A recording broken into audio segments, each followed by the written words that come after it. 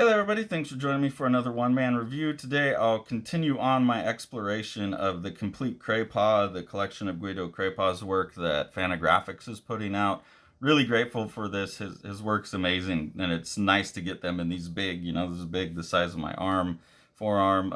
Beautifully designed by Jacob Covey books. His coloration that he does on each volume is really nice. The textures that he picks out is really great. This one came in with a bit of a ding, unfortunately, but that's fine. So really, really gorgeous books to have on the shelf. I've been enjoying the stories a lot more than when I first tried to read these. I don't know what tickled me to get me back into reading these, but have really kind of found a lot more in them than I thought. Little skeptical heading into this volume 7 and 8 because they're the two volumes of, like, explicitly this is his erotic work. His work is obviously all erotica in nature, but this one delves into really pushing the limits. I would say some of the sadomasochist stuff in here is pretty uncomfortable to read, not something that I enjoy. So I was a little worried these stories were going to be just pornography for pornography's sake, not even erotica.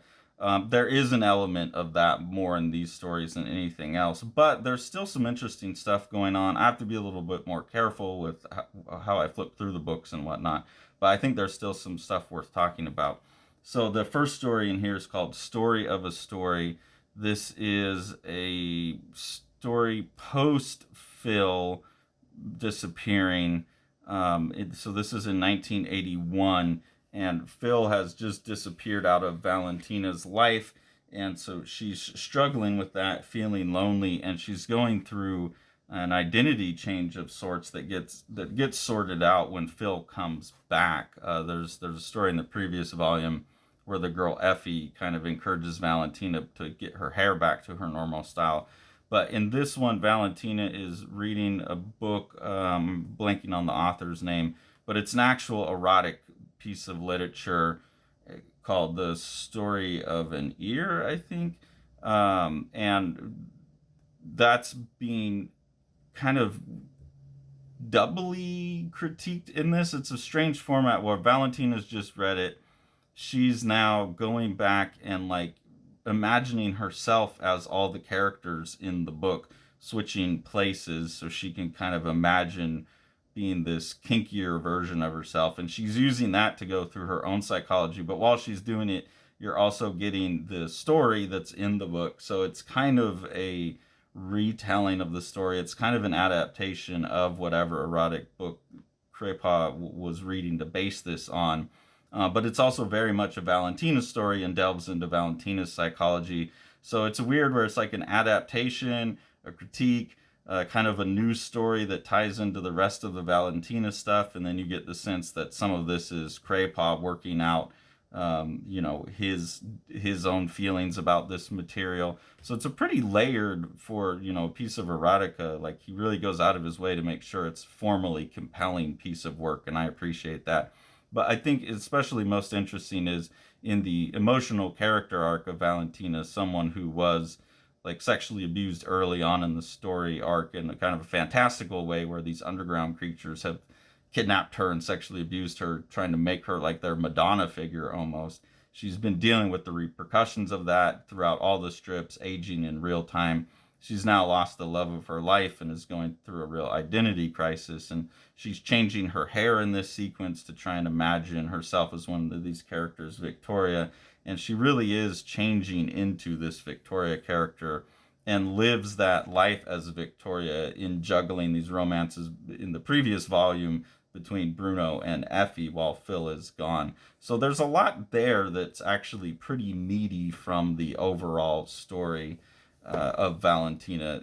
Here I gotta cover up a lot of the imagery so I can even talk about it and show it on YouTube. There's a really interesting thing here, though, that I need to read and then kind of explain. She's talking to herself basically as another character in the imagination. So this is your idea of being sick, playing with yourself instead of playing my part. This story is just a pretext to masturbate for you, and you're ashamed of what you do. You really don't understand then. We are the protagonists, and we do. You are just a reader. There's an interesting like parallel there to me, because this is now breaking the fourth wall and like accusing the reader for involvement, and he goes into that a little deeper on the next page that I have tagged.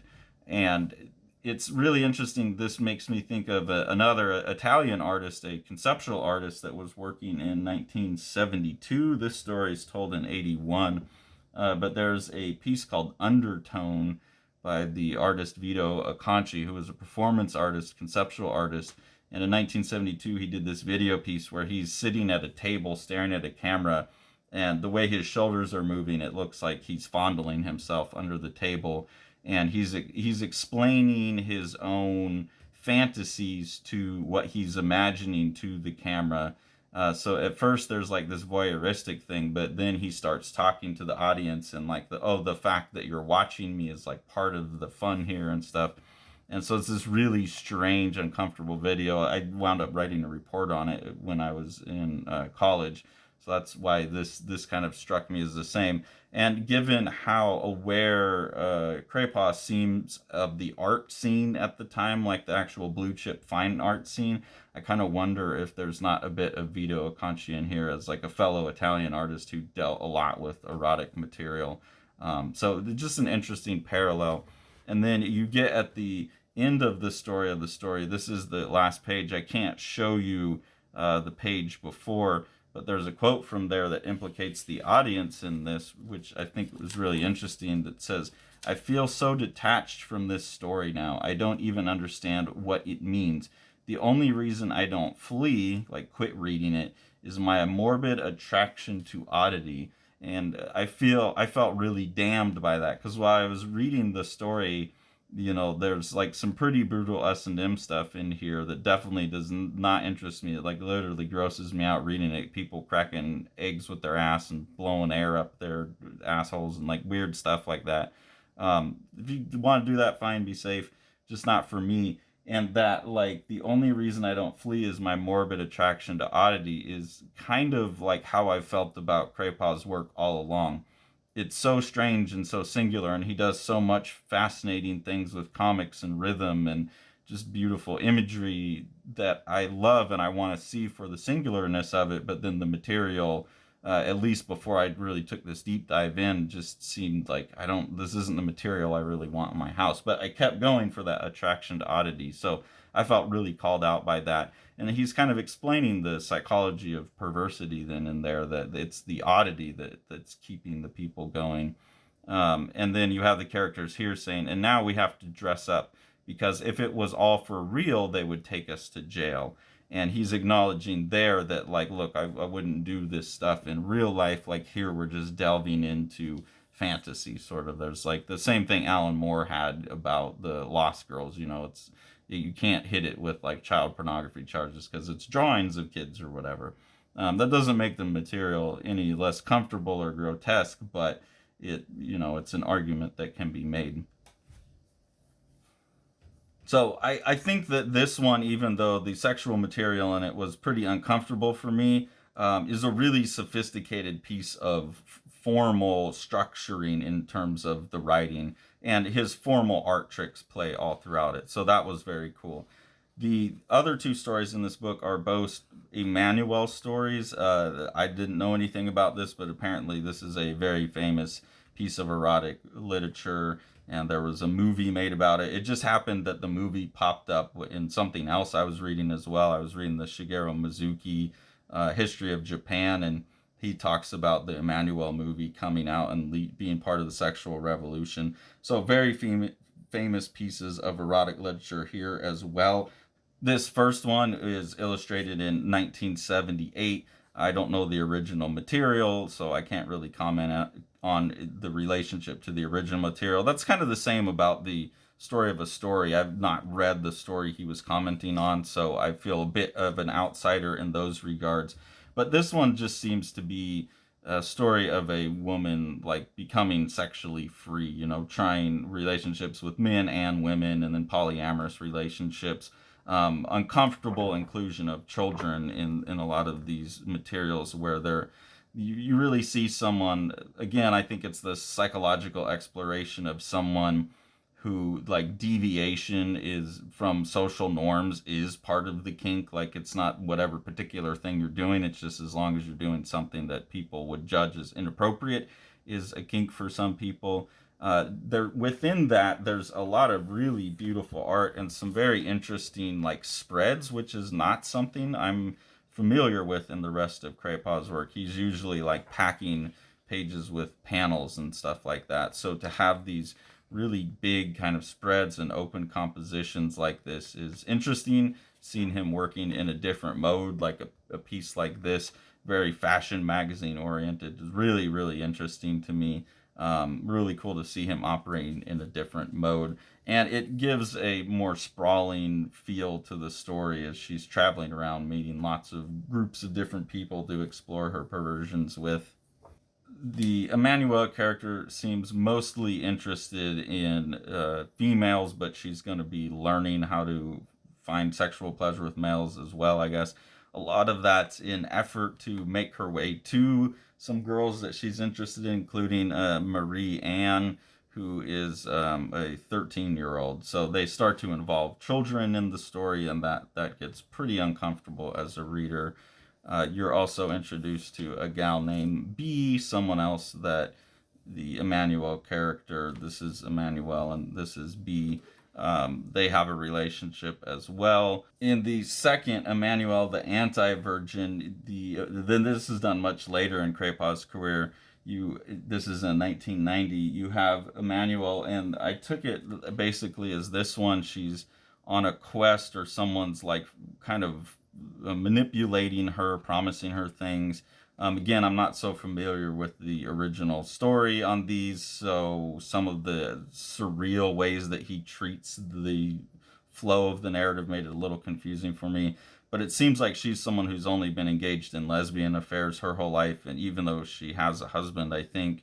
And in this one, they're going to basically take her heterosexual virginity from her, so that you get some of these big party scenes. I really like the way that he handles this, where you're focusing in on like what Emmanuel's looking at, checking out the people's faces, certain body parts, like, oh, that's a really lovely like leg, she has lovely knees, beautiful butt crack, like checking out a boob, beautiful hand there, where the people's eyes going. I really like some of those moments. That's still that inventive, playful nature of Crepaw's work. She does like go through this kind of almost ritualistic losing of her heterosexual virginity. Throughout this one, she's also trying to seduce this painter, so she'll pose for the painter in very like sexy poses, trying to get into this woman's pants. And I really like that for the longest time, like this painter just keeps painting her portrait looking like a Matisse or something, trying to shut her down and be like, look, I don't care about all of this that you're doing. I'm interested in your face. So there's some humor in there. I'm sure that's part of the original story as well. And then there's also some of the typical like Crepa faux pas, visual faux pas in here, where his page layouts and his structure of how he puts his balloons get really hard to read the flow of. But it leads to some cool page compositions like this, and some cool, tangents that he uses that I love, where he's taken the bottom of this woman's hat and turned it into the horse's reins to like mix up your spatial sense of the panels, or like this cuts right into the panel border, becomes the line that runs across all the way through here. So a lot of that kind of fun stuff, the implied like diagonal line across the page, all these things are really fun, but he goes a little too far with that sometimes. So on this conversation right here, you have to read this balloon, then read this balloon, then read this balloon, then this one, then this one, then that one, then you got to jump back over here, and then you get this, and this. So there is kind of usually a reading across like this way that you should be doing, but in here it like goes, it doesn't continue to go like whatever the next line is, it hooks to here and then back over. And then because these are pointed at like little abstract, you have to say, oh, well, this must be her talking because it's the glasses. This one, I have no idea who's talking because we're just pointing at a mouth, and so you kind of have to follow. I got mixed up while I was reading it who was talking, and had to go back and make this little chart of like, okay, this is the first one, and this is character A. This is the second one's character A. He's at least pointing the balloons at the characters as they're talking, but like this one's pointing at her hand, or her hand here, so you don't really get a sense it's her talking.